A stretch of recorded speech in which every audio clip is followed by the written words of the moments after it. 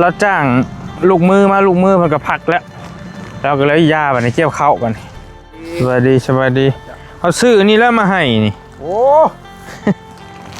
ไปปูนอนศาสตร์นี่แหละคือศาสตร์ใหม่มาให้แล้วก็เต็นท์ใหม่ไปนั่งอยู่ให้หน้าไปจังคักไปนั่งให้หน้าแบบนี้คัดชิกข้างหลังพร้อมเขาจวดคัดซิกไปกางเต็นท์แล้วเนาะกางอยู่นี่แล้วพ่อลองอยู่นี่แล้วนี่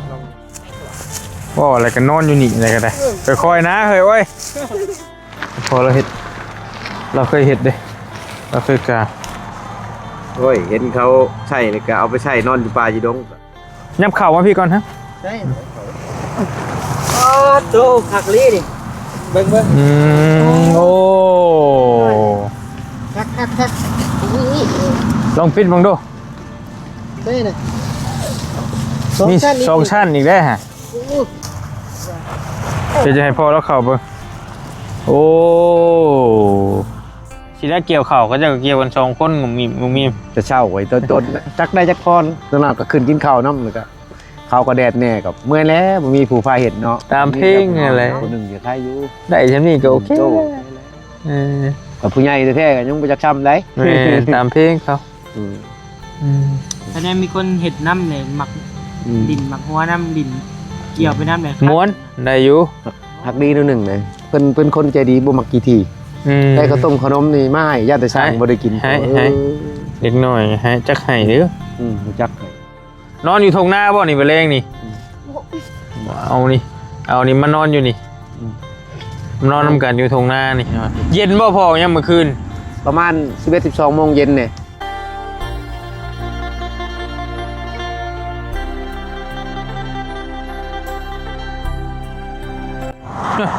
ลงโคงเคงอยู่อันนะเป็นบ่คนอื่นเต็นเดียวกันบริซื้อเต็นผ้าห่มนี่น้องไงแล้วก็ซาดมาให้สร้างเพิ่นแล้วก็อันนี้พ่อไฟปลั๊กไฟมีปลั๊กไฟมีปลั๊กเสียบพ่อซื้อมาให้เพิ่นแล้วก็ซาดน้องไงพอสร้างเพิ่นนอนมีเต็นท์อันเดียวก็เลยว่าจะซื้อมาให้เพิ่นแม่ซื้อผ้าห่มพ่อแม่เพิ่นสร้างมาว่ะซื้อผ้าห่มไม่สร้างเพิ่นเด้อว่าซั่นดอก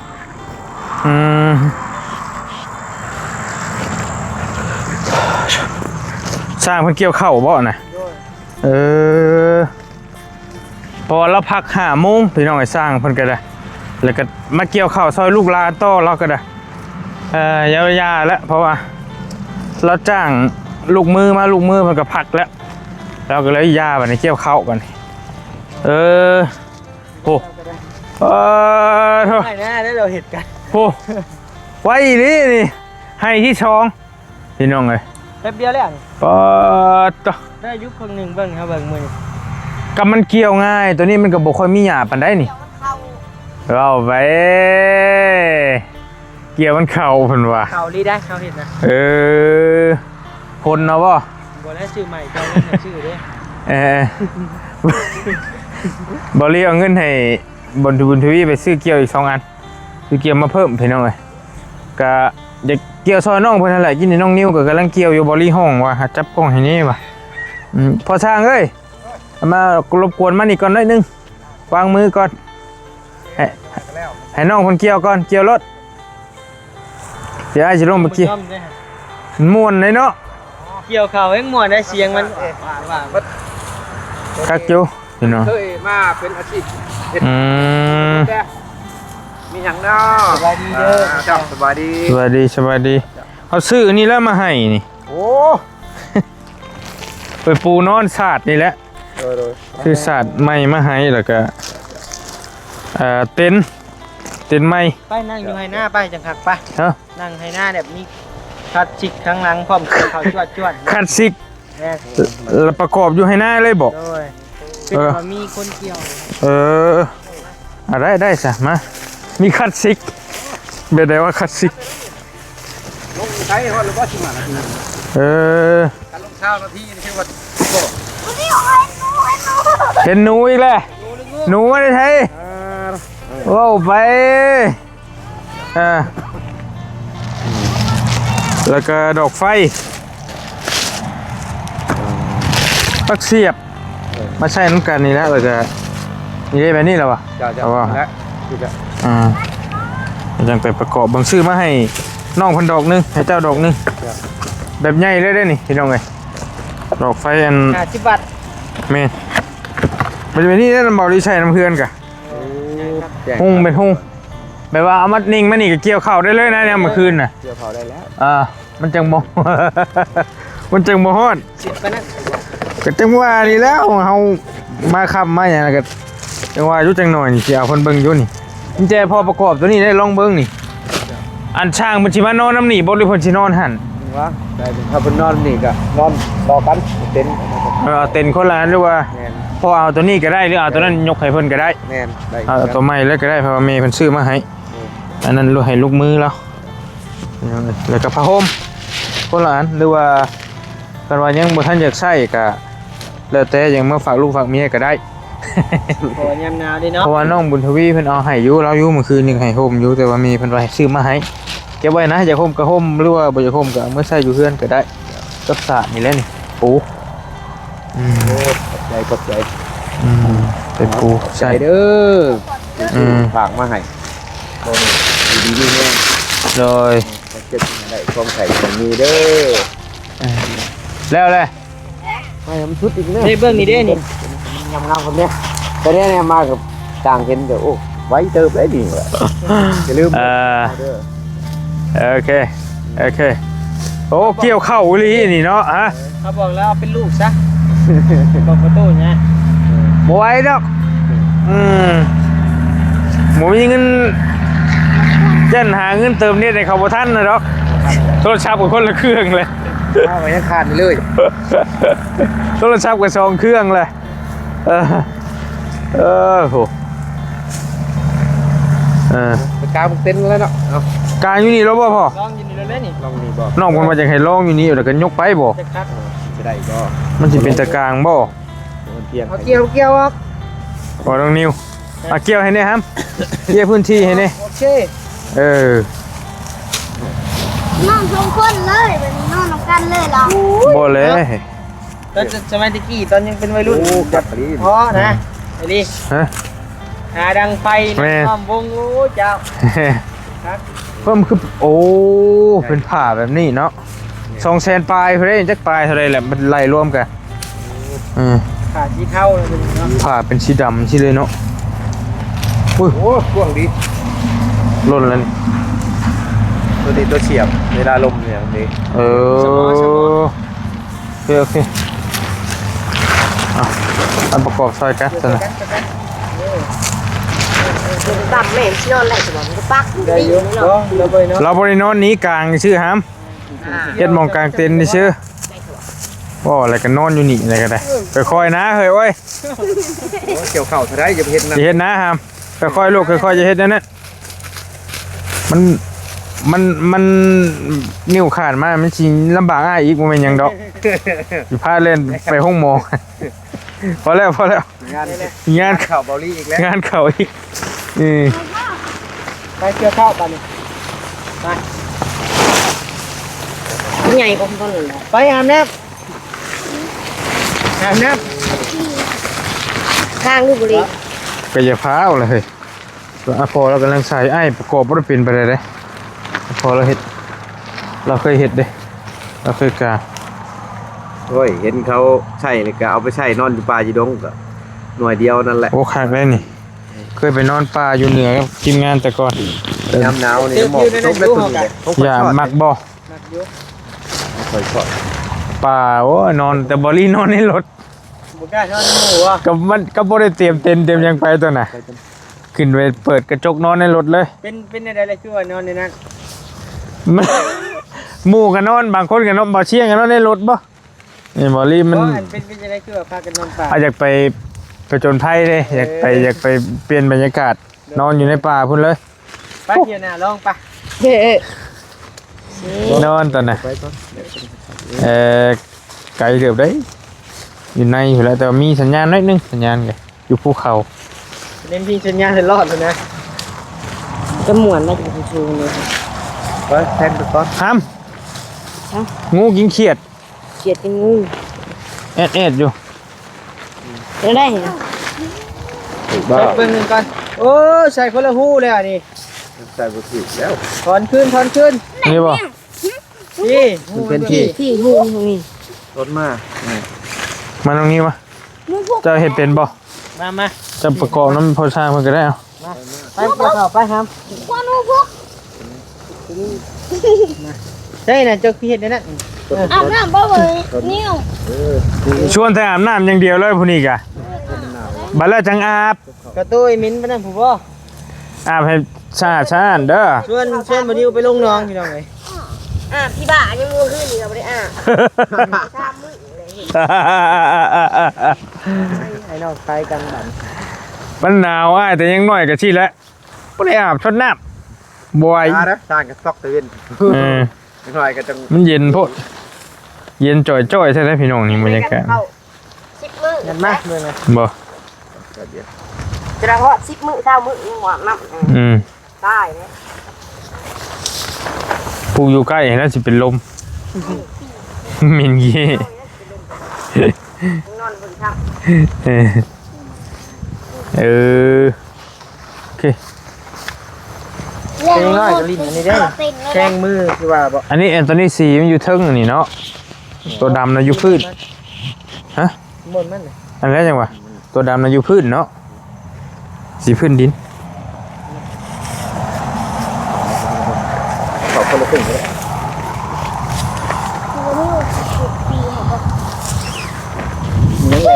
แมว โอ้ยยังทำได้พอ แมวหน่อยเพิ่น หนูยังเว้นยังเรียนมองคนมันแก้ว ลาไปควันหมอกกอก นี่แปลกแล้วสิเนาะ ควันหมอกเลยไปลืมควันหมอกกอก ไปในนี่โอ้เยี่ยมเยี่ยม แข้งแล้ว แก้ง ว่าเข้า โอ้คัก จะแข้งแล้ว ไม่ยอมฟันผมใหญ่เลย ซูซีกับ แต่เบิ่ง ขนาดหน่อยกว่าเนาะโอ้โหหันเรียบเลย เบิ่งดูถึกเข่าได้ถึกเข่าโอเค เปิดชุดเบิ่งก่อนใช่นี่ เอาเลยบุนิว โอ้ เดี๋ยวเข้ายับเข่ามาพี่ก่อนฮะ ใช่อ๋อโตหักลีดิเบิ่ง โอ้ คัก ลองปิดมึงดู ใช่น่ะ มีสองชั้นอีกได้ฮะโอ้อันนี้แบบคนเบิ่งเด้ กันยุงตี นี่แล้วก็ปิดมึงดูฮะปิด ตัวนี้บอกบุนิวสิบ่ฮอดบ่ ปิดแล้วก็เอาค้อนมาบัดนี้ เดี๋ยวนั่นก็อะไร เหมาะเลยอบเฟืองเลยดิเฟืองนี่ โอ้ โอ้บ้าฮะ ใช่ คุมเลย โอ้ยคุยไหนมาเนี่ย คัก อุ่นมาบุนิว อันไฟฟ้าเจ้า ใจบอก จมอันนี้เข่าไปไว้ให้เนี่ยเจ้าจะเหยียบเข่าสีนี่อยู่นี่จมเข่าไปก่อนป้อนเข่านะเขาเหยียบแล้วเลย โคมโคมตัวบุนิวว่าอะไรเต้ยไทยเต้ยขึ้นอะไรนี่ ใช่ โคมตัวนั้นดิ เองบ่ ยังโหมันยัง พอช่างวิทย์อยู่ที่พอช่างเนาะ อยู่ อืม ทำกันแล้วกับของเรา ตัวนี้ใหญ่กว่าอะไร โอ้คักลองเข่าผมดูครับจะให้พอแล้วเข่าไปโอ้ยังอยากปิดอยู่ บ้า แมวอยู่ มาเอายังเพื่อนยังแคมปิ้งบ่ แคมปิ้ง เอาเตาย่างเอาหมูกระทะมันนอนกินอยู่นี่โย ชุดแต่ชั้นนี้ดิ ผู้บ่าวผู้สาวมานั่งล้มกันอยู่ตรงหน้านี่บ้าคักแท้ๆ เอา มันออกขนาว พอดีโยซ้ำกันกับของพ่อสร้างแล้วแหละตอนนั้นแกแต่ว่ามันคนละลายซื่อ เฮ้ย ๆตัวนี้ลายใหม่งามตอนนี้พี่น้องเข้าท่า เกี่ยวมัน ข่อย ว่า มันขาดนี่คืนนี่ยุ่งเข้ามาบางนี่ เนี่ยเบิ่งเขาผ่าเขายุ่งกดเบิด ยุงเข้า เฮ้ย อ้าวบ่เดิมเลยมั้งนะ ฮะเกี่ยวมันเลยว่า แมวเข้าบ้านนี่ ใช่เมนบ่ตัวนี้ น่า เมนตัวนี้ เอา บ่ แล้ว เมนตัวนี้บ่ ว่าตัวชื่อเหมือน มันบริยูหันนะหามบริยูแมว ตัวนี้ โอ้มันบริยูเอาขึ้นแมวนะมันสิขาดของเพิ่นหั่นน่ะแมวอยู่ในหั่นใด ไม่ว่า เอาออกก่อน โอ้ เขาเห็น น้ำใส่ผ้าผู้ เบิ่งนัก เบิ่งเต็งเขาได้เข้าลุ่นไว้ได้เถา เข้าบ่พอเต็งเข้าครับเข้าลุ่นไว้ได้อยู่เลย เราสนใจ ไปพอนั่งตรงนี้ก่อนด้านนึงก็ได้สิให้เพราะว่าอันนั่งอยู่มองนั่นแหละมองหันได้แล้ว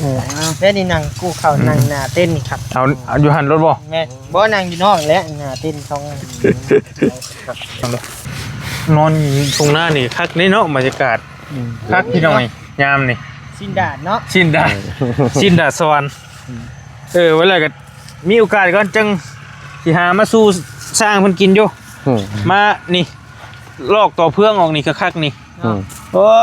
ย เต้นมากลางจะ2-3เต้นดิ บทกลางก็ได้นะกินหมูท่ากินหยังกันนี่แหละก็เฮ็ดให้มันไปเมื่อยๆกว่านี้ก่อนหาก็เริ่มได้ยังบ่ทันเมื่อยปานใด ใกล้สิเริ่มบ่เมื่อยแล้วไม่ใหญ่เอาขึ้นเบิ่นเลยมันก็ใครเนี้ยมีแต่ไม่น้อยบาด ไม่น่า12น่ะ15ขึ้นเบิดเลยเนาะ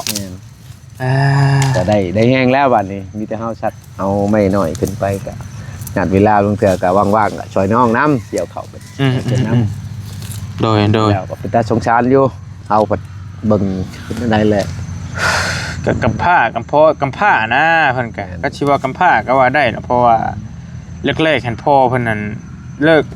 แยกทางกันกับแม่ อ๋อ แม่ไปเอามีผัวไหมบัดนี้เนาะแม่เนาะ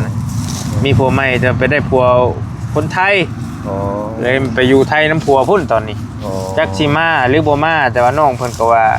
เราว่าสิมาอยู่แต่ว่ายันก็บ่มั่นใจหั้นนะ แม่น บางทีเพิ่นอาจจะใช้ชีวิตนํกันอยู่พุ่นเลยบ่รู้ว่าจังได๋ ครอบครัวเลยมันมายาก แม่นก็เฮาก็บ่ทันว่าแต่ว่าอนาคตก็และให้น้องๆเพิ่นนี่แหละเฮือนชานก็ได้ แม่น ให้น้องเพิ่นอยู่จังไดก็คันว่าเรามาก็ต่อไปมันก็สิได้เป็นเฮือนของเด็กน้อยคือเก่าหั่นแหละ แม่น อันนี้ก็ได้สืบทอดต่อไปพี่น้องก็กระบะเพิ่นอยู่คือว่าหั่นแหละเพราะว่าพี่น้องก็คือพี่น้องก็ซ้ำพี่น้องหั่นแหละคือพ่อลุงเพิ่นเว้าว่านี่แหละก็เว้านํอยู่พี่น้องเพิ่นก็อยู่ครอบครัวเพิ่นครอบครัวไผมันเฮ็ดจังได๋สิได้เกี่ยวข้าวก็จะเกี่ยวกัน2คนงุมมี จะเช่าไว้ต้นๆจักได้จักพรตอนนั้นก็ขึ้นกินข้าวน้ำแล้วก็ข้าวก็แดดแน่กับเมื่อยแล้วบ่มีผู้พาเห็นเนาะ ตามเพลงอะไร คนหนึงจะใครอยู่ ได้ซำนี้ก็โอเค โต แล้ว กับผู้ใหญ่แท้ๆก็ยังบ่จักช้ำได้ แม่ตามเพลงเขา อืม ถ้าได้มีคนเห็ดน้ำเลยหมักดินหมักหัวน้ำดินเกี่ยวไปน้ำเลย ม้วนได้อยู่ ฮักดีนิดหนึงเลยเพิ่นเป็นคนใจดีบ่มักกี่ทีได้ข้าวต้มขนมนี่มาให้ญาติสร้างบ่ได้กิน ให้เด็กน้อยให้จักให้เด้อ รู้จักให้จักความดีก็ว่า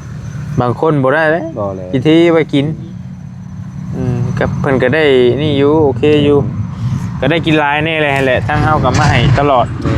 ผู้ใหญ่ใจะดีเพิ่นก็ซื้อมาฝากตลอดนะอย่างน่ากินก็พอได้อยู่บ่ได้ว่าดอกก็ได้โอเคอยู่พี่น้องอากาศก็พอดีเฮ็ดเวียกช่วงนี้บ่เมื่อยปานใดมันเย็นเด้หนาวเฮ็ดเวียกยามมื้อเว้นมันก็แดดๆก็พอดีครึมๆค่ำๆน่ะก็บ่แดดอันนั้นปานใดธรรมดาอยู่ ยามนี่มันนั่นจักแจ้งเนาะมันทำไว้คือว่าไอ้จริงแต่มันก็บ่ได้ แม่นทำไว้ นี่โอ้ยถ้านอนแต่หัวแรงนี่ คือก่อนนี่จะ3 โมงไปหรือบ่าย2 โมง 3 โมงเลยผู้เมื่อมานอนบ่หลับอืม อาบน้ำแล้วหรอบ่น่ะโอ้ โอ้เชื่อคักคือบัด คือเห็นมาไปอาบน้ำใช่หรอกินนี่เจ้าก็สิบ่หนาวดอกลุยอยู่บ่หนาวดอก มึงเหยียบเข่าด้วยหำเด้อเอานั่งลงนั่งใกล้ๆช้างคนหานั่งลงลูกโธ่งาม นอนอยู่ทงหน้าบ่นี่ไปเลงนี่เอานี่มานอนอยู่นี่มานอนนำกันอยู่ทงหน้านี่ เป็นหมู่ช่าง ได้ยินบ่ยาวแล้วเพิ่นว่าอยากเปลี่ยนบรรยากาศจะคืนนี้เพิ่นว่าอยากนอนเป็นหมู่สายฟ้าเพิ่นว่า มีเต็นท์เนาะบรรยากาศทุ่งนาครับอยู่ สิเป็นหยังวะสัญญาณก็มีอยู่นี่ม่วนโพดแล้วมีเต็นท์มันกลางนอนอยู่สิครับ บ่แล้ว เย็นบ่พอยังเมื่อคืน ประมาณ 11-12 โมงเย็นเนี่ยใครแต่ได้พาผมเพิ่นนี่แหละไหวปูใส่อะไรก็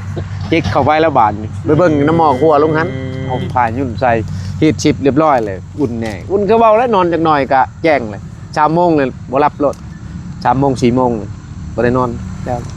นอนบ่รับ โอ้ ก็แขกคันว่า ตื่นเช้าลีเนาะเวลาให้เวลามันลีเนาะ แม่นกันอยู่เพื่อนก็หนึ่งเขาเป่าไฟมีแต่เตรียมอย่าไปเวียกเฮามี 3 โมงตื่น กูมื้อมาแล้ว ก็ว่า บ่ได้นอนบ่ บ่ทันได้นอนตี 3น่ะ คันเอาไปหันไปนี่ไปเบิ่งเขาเจ็บเขาไข้เลยเฮารับแต่โหแรงประมาณชั่วโมงนึงบ่หรือว่า15 นาทีแล้วก็พอชีวิต12 โมงไปแล้วนอนบ่หลับแล้วบัดแจ้งก็บ่ได้นอนแล้วก็ลึงธรรมดาเฮ็ดเวียกปกติ เออ เอาพักผ่อนคันแต่กลางเว้นหันให้เวลา15 นาทีหรือ10 นาทีพักผ่อนตอนเที่ยงเท่านั้นกายหันก็บ่ได้อีกนอนก็เจ็บหัวบ่ได้สู้นอนตลอด นอนหน่อยบ่ไหวได้เฮาเมื่อยก็มันเคยมันเนาะ แม่น เ แต่เฮาเสือบยามเฮาจักนอนให้นอนโลดแล้วบ่คัดเพิ่น เจ้า ก็สบายนอนแล้วเฮาก็ได้มี โอเคพี่น้องมีแต่ฝากพ่อขอมุกขอบใจเมย์เพิ่นจักหน่อยหนึงเด้อเจ้าวันเมย์เพิ่นชื่อว่าเมย์มันก่อนเพิ่นส่งมาบอก เราคนละเต้นจริงแท้ ก็แล้วแต่เนาะแล้วแต่ความสะดวกของเพิ่นดอกเตอร์ เพิ่นยังนอนเจ้านอน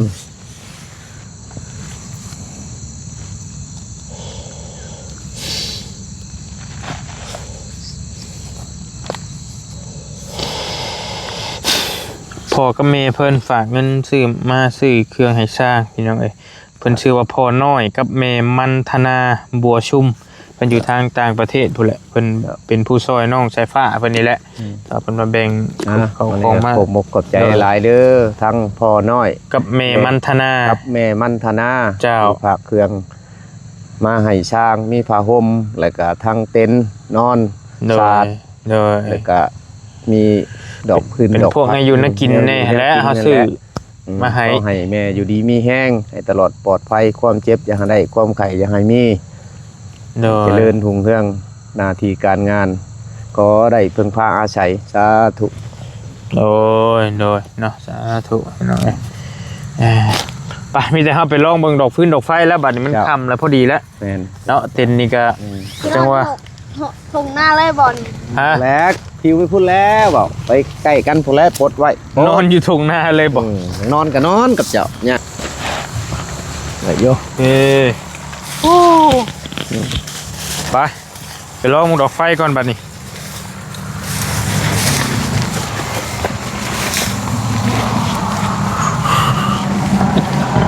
ตัวหนึ่งอนามัยแปลนเบิดก็สบายดอก เบิ่งเหยียบแมวนะเหยียบหนึ่งเหยียบหมองคอเหยียบร้อยรถเนี่ยผลแมวหน่อยใช่จะว่าแต่คอบ่ นี่คือหน่อยเพราะว่า สไลด์หน่อย จ้างเป็นเจ้าเอง ตัวมันเก่าเลย น้อยแล้วไม่มันหักเลย มีแต่นั่นกับปูสานห้องก้อนนะเพราะว่าเราปูพื้นเพราะ ก็ศาสตร์เนี่ยเอาเข้าทางในบ่ได้บ่ เอาเข้าในบ่ แม่นแล้วมันจังบุก เออ เกิดเลย ยันว่าห้องพื้นมันจะ ยับไปครับพอดีพนอนคนละเต็นนี่ นอนกลางดินกินกลางทรายดีนะพี่น้องไงกักกิรินอนห้องแม่นอน คืออะไร มานอนดีน้ำเล้านี่ บอกนอนลิงจ้ะ ขึ้นห้องแม่ มานอนเป็นหมู่แล้วบะเลงใครอยากนอนเป็นหมู่แล้วก็ได้ ก็ได้ว่าแม่น นี่จะพอโตบังดอกไฟ น้องใช้กระดาษบัตรค่ะหลอก ดอกนึงนะให้เจ้าดอกนึงนะให้เล่า ใช่ปะ มาไต่อยู่เพื่อนเจ้า ใครดูดอก ได้รับต่อเบิ่งก่อน ใครได้ปี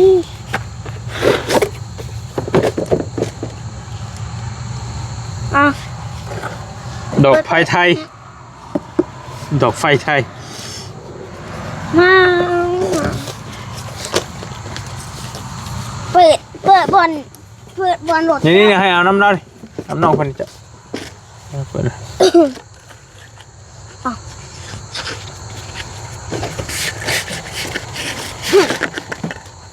เอา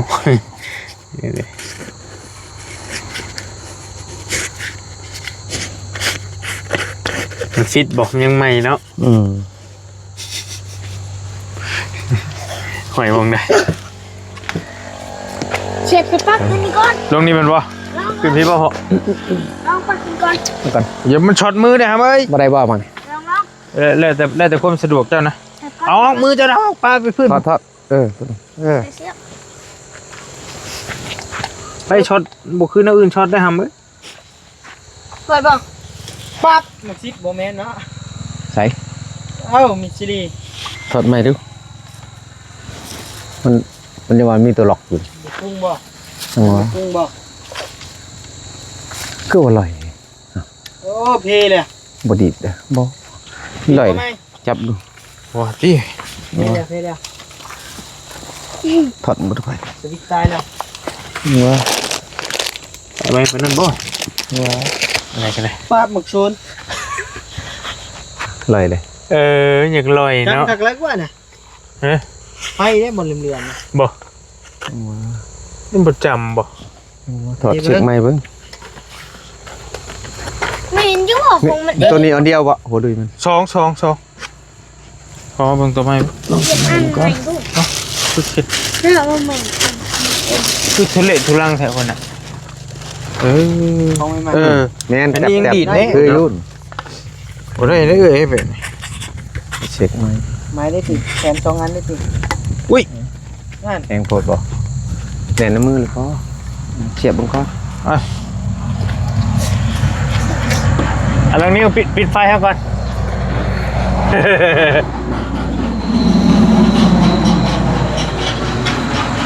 เดี๋ยวมันก็แจ้งสว่างแล้วแหละบัด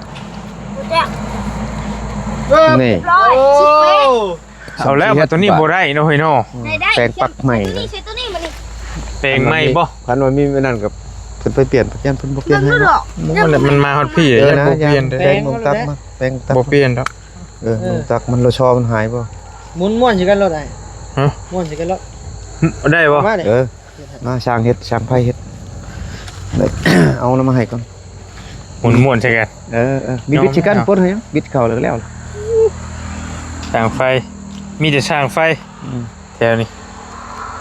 เอาบ่กับไฟ ใครอยู่ มันบ่ใช่ระบบกงตักเสียบหรือหุงโลดตัวนี้เฮาเสียบผ้าแล้วเปิดออกเปิดเข้าหน้า ไปยามั้ยเปลี่ยน เปลี่ยน รถจะพอ เปลี่ยนกับฮู้เรื่องอีกมานั่งดีน้ำลาวบ่มาดูแลบ่ให้ดอกจริงไง เพื่อนบอกคนมา เอาบอกผมโทรมา บอกมันได้แล้ว พี่โค้งเจ้าคือบ่ลองบอกโค้งเฮียนฮะ เอามาแม่เอามาไปอันแม่มันซื้อมาให้เอาแล้วมาลงดูเอามาลงไปมันมืดเลย ใช่น่ะ แจ้งคักได้พี่หน่อยไฟนี่มันหุงบ่ทีบเลย สกอตเพิ่นมาให้สกอตติดน้ำได้สกอตเหนียวได้สกอตแกะแล้วติดตายเลยเด้ แกเลยติดตายเลยนี่ฮะนี่ สนิทบ่ ของแท้บ่อันเฮาซื้อมาหั่นบ่ แม่น เอาสารนี่ก็ได้ สงสัยถึกย่างเลยก็อันนั้นเดี๋ยวสกอตติดเด้ เบิ่งฮะโอ้คักเนาะไฟนี่ก็ไฟสายฟ้านะเอาเสียบเบิ่งบัดนี้ตัวนี้ก็ได้โอ้ เท่านี้แหละบ่บาด นี่ ป้าบัง50เลย ใช่น่ะ มีแต่เอาตัวนี้ไว้ให้สร้างเพิ่นก็ได้เพราะว่ายันเด็กน้อยเฮ็ดบ่เป็นเอาตัวนี้ไปให้เขา เป็นหยัง เพราะอันนี้เพิ่นเป็นสร้างไฟอยู่ใครอยู่ ได้อยู่เป็นหยัง เอาตัวปิดเปิดได้ให้เด็กน้อยมั้ยมันใต้อยู่เฮือน ใช่เบิ่งไปเบิ่ง โอ้เบิ่งหาไฟเมย์มันฝากมาให้โอ้เป็นเหล้าคักอยู่ได้นี่เบิ่งหาโอ้ได้เรื่องอยู่นี่โอ้ เป็นหยังลูกชายงามไปเลยอยู่เนาะ อ่า ดอกไผ่เห็ดขาวเลยบาด ได้เรื่องอยู่ได้น้องนิวไอ้นี่เพราะว่า บ่แตกได้ถือก็ดิได้บ่ ต้องถามเมย์เพิ่นเป็นซื้อมาจะใส่ ใช่น่ะ พาไปเด้อผมแตกแล้วเด้อ จะ อันเจ้าหามงเสียบเด้อหามไปเสียบบางเฮือนเจ้าหันเสียบเบิ้งแล้วมันถึกไฟช็อตได้เด้อวางไฟช็อตได้ฮะ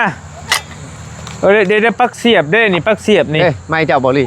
โดยปักเสียบตัวไม้นะพ่ออันเฮาหานี่ของพ่ออยู่แล้ววะเฮาสิเอามาให้น้องๆเพิ่นเป็นรบกวนมาต่อให้เพิ่นนี่จังได๋เฮ็ดบ่เป็นไฟช็อตได้ลูกอย่าพลาดเด้อนี่ลองไฟมี เรียบร้อยเลยพี่เรียบร้อยพี่เสียบลงบ่ ไม่ปักเสียบไปซื้อบ่ได้มีหยังเนาะ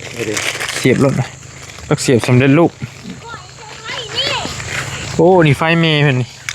แจ้งแขกอยู่ จ้างมือ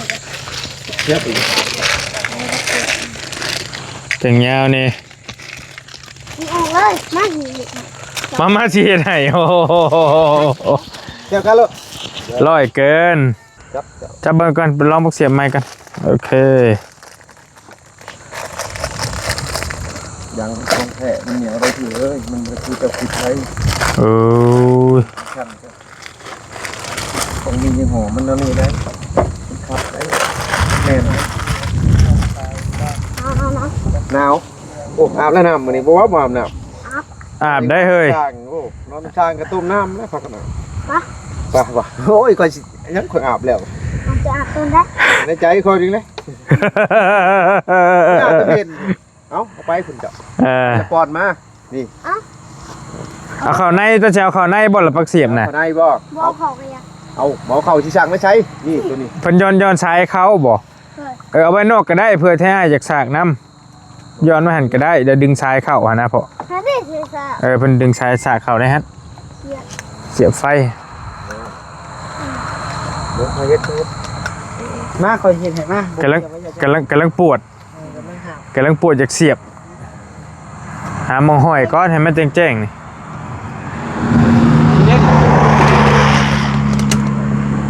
บัดเฮ็ดเฮือนแล้วก็แล้วได้ไฟเจ้านี่ มีอีกแล้วติ มันดึงเมื่อคืนแล้วก็แล้วจ้อย บาท ข้างไงอ้อย ช่างได้เงินเพื่อนช่างซื้อเอาช่างคือเก่าแล้วซื้อกับมีไฟ ไปแล้วช่างมีไฟ ช่างแล้วก็บ่มีไฟคือกัน ไป บ่ คูบไปแล้ว ตีสอบกันเลยมัน ใครได้บ่เห็นเอง เสร็จเอาบอกฉันเปิดปลั๊กเสียบเพราะผมโอ้หูยหุงคักอีหลีโอ้ต้องมีอย่างย่านบัดนี่แจ้งจึงปึงจ้างปาง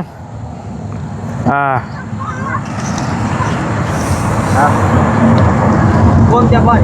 โอ้มันที่แล้วมันก็ใช่เลยครับเอาไปเยื่องไปของหน้าของใน ได้เรื่องอยุ่นี่กะแต่นั้นมันเป็นเวิร์กไงนะนี่นะนี่หมุนได้พร้อมนี่ ได้แล้วไปก้าว ยืดแล้วตีไง ยืดอ่ะบ่โอ้ ยังไม่ฉากตีนอนนี่เนาะ แม่ยังไม่ได้ฉากใช่ไหมนี่ได้เรื่องอยู่ท่าเขาท่าได้แล้วเนี่ยตัวนี้ก็ได้นี่โอ้สิจบแล้วสิจบคลิปแล้วโอ้ควันกุ๊บ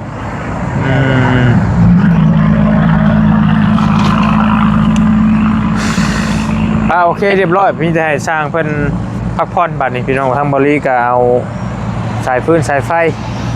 เอาโคมไฟผ้าห่มผ้าเพนี่แหละมาให้สร้างอีกคนนึงก็นอนเลยโดยไปหาพักผ่อนแล้วพอบ่เป็นยังโดยอยู่ดีมีเฮงเนาะป้ามีแต่ขอบใจหลายๆเด้อทางพ่อน้อยกับเมมันธนาเนาะเพิ่นฝากเครื่องของมาให้ทั้งพ่อสร้างเพิ่นพี่น้องเอาเป็นผ้าห่มผ้าเพนี่แหละที่นอนหมอนมุ้งเนาะให้พ่อกับแม่อยู่ดีมีเฮงเด้อให้โชคให้มานให้ร่ำให้รวยเนาะปรารถนาสิ่งใดก็ให้เจ้าได้สิ่งนั้นสมความมุ่งมั่นปรารถนาร่ำรวยอย่าเจ็บอย่าจนจะคัดจะคลองอยู่ดีมีเฮงเฮงปังๆเด้อพ่อกับแม่เด้อเนาะสาธุป้าเฮากะขอตัวเดินทางก่อนมันสิค่ำสิมืดพี่น้องเอ้ยอยู่ดีมีเฮงร่ำรวยบ๊ายบายเจ้า